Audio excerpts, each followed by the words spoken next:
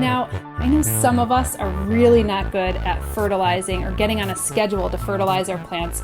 I know I wasn't for the longest time, and finally I went really nerdy and got myself on a schedule to actually get all of my plants fertilized. And sometimes this is on a weekly basis, sometimes bi-weekly, and sometimes it's going to be monthly or maybe even quarterly, depending on the plant.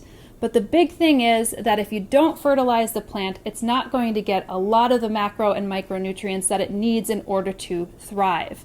When we think about plants in the outside environment, now there's a lot of things happening within the soil system. They have earthworms and they have microbes and they have lots of beneficial bacteria and fungus, and of course they have leaves falling down and deteriorating and becoming part of the soil, and that is a lot of great nutrients that are getting up into the plant's system.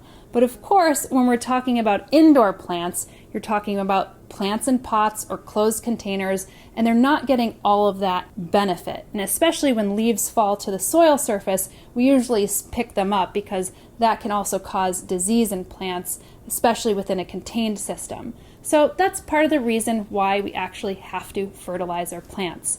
Now, Espoma actually hooked me up with this amazing organic indoor product. So for those of you who don't want to use synthetic fertilizers, this is a perfect solution for any kind of indoor organic gardener, because you'll see that on the back of it, it's actually made from materials like kelp, hydrolyzed manure, and bone meal, and a number of others.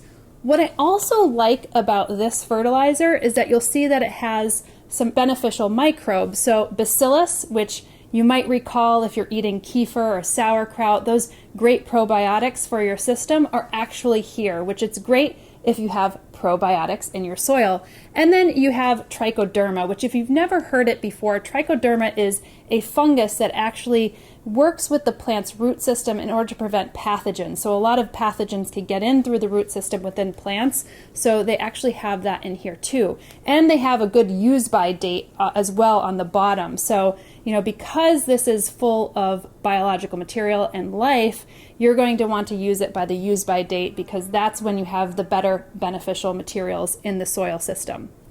Now, also what you'll notice is that fertilizers are often defined by 3 numbers. Now, plants need a broader range of macro and micronutrients in order to thrive, but N, P, and K, nitrogen, phosphorus, and potassium, are really what are the major macronutrients that plants use. So when you see the number 222 or 10-10-10 or 20-10-20, that's really just the ratio of rate for those particular nutrients within the bottle that you have here.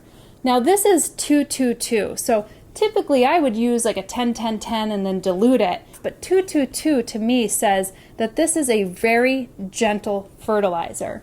And what's also interesting is everybody's always, wondering how much fertilizer do I actually put in the system, and they're always confused.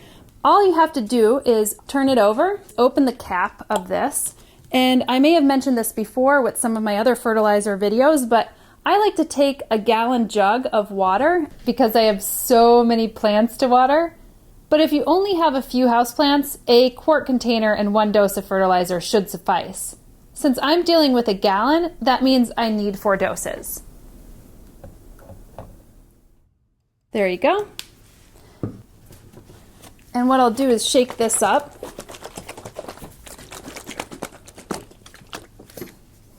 And from there, I'll put the fertilizer into my watering can.